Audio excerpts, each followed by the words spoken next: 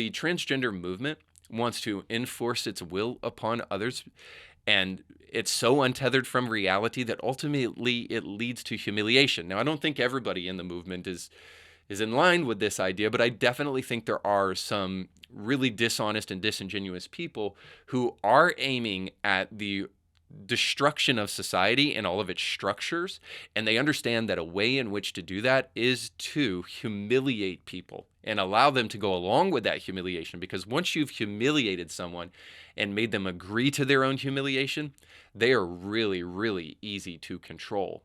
So the fact that the transgender movement is totally based in a fictitious form of reality is, I think, by design. And it's seen in this article when this woman comes and tells us that there is no such thing as a biological sex. For us to adopt that idea, you would have to absolutely be insane or dishonest. And I can't help but wonder which one we're dealing with here. But speaking of humiliation, Dylan Mulvaney just shaved his face. And may not be what you think. We'll get to it here in a minute. But for those of you who don't know, Dylan Mulvaney is a grown man that over a year ago transitioned to a girl. Not a woman, transitioned to a girl, and celebrated the transition like all people who are marginalized and disproportionately threatened by violence. He announced it by going on TikTok for the whole world to see, and has since racked up 1 billion views with his Days of Girlhood videos, because the videos are so accurate to womanhood. I want to give you just a sample in case you don't know who Dylan Mulvaney is. So here's some of what girlhood looks like for a grown man. Okay, it's day 200 of being a girl, and I think we can agree that it's been a whirlwind. I have a tendency to overshare my life, and y'all are still watching. How cool is that? Once upon a time, I was a boy who had ADHD, and now I'm a girl who still has ADHD. So, quick question. Has any woman, or even a girl, ever acted like this grown man? I mean, it shows that the guy is playing a part that he knows nothing about. Dylan has since taken his delusion to the White House, where he spoke with an equally delusional man, but that's more about dementia, Joe Biden, and has received sponsorships from places like Tampon. Where is he putting it? We don't want to talk about that. Just recently, Dylan underwent facial reconstruction surgery to make himself look more like a woman. So he shaved down his jawline to make himself look like a woman. And again, he chose to stand in silent solidarity with those who have been persecuted by religious people in America.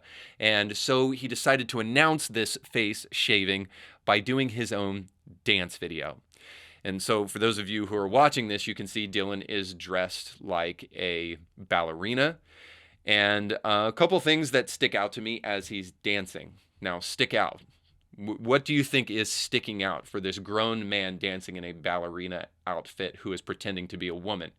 I'll let your own imagination kind of fill in the pieces there.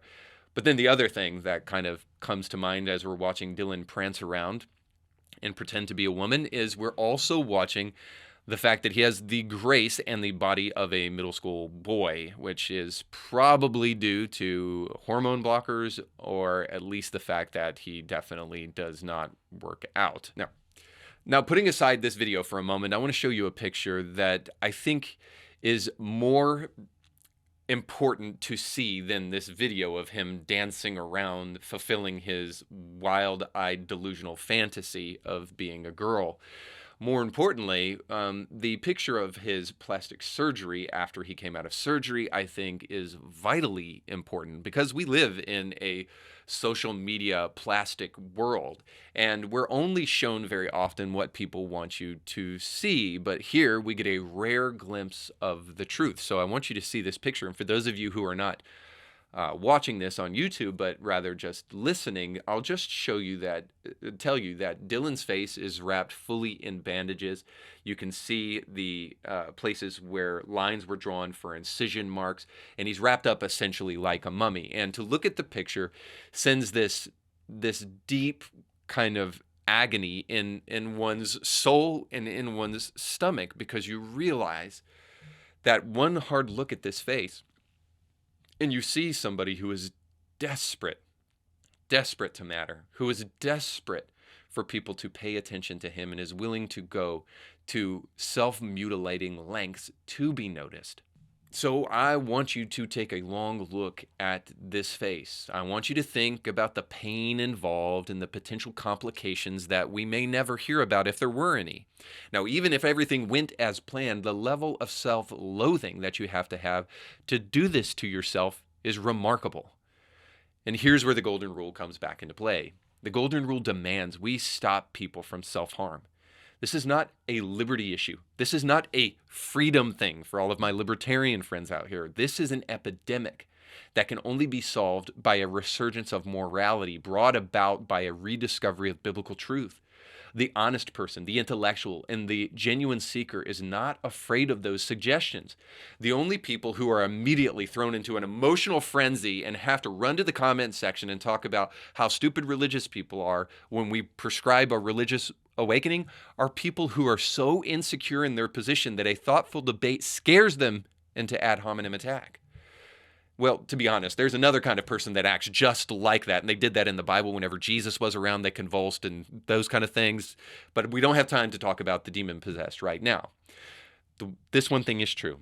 If Aquinas was right, that loving people means willing the good of the other, then you and I are required to be more honest about what's going on in our world than we have been in recent memory because of the way of the world.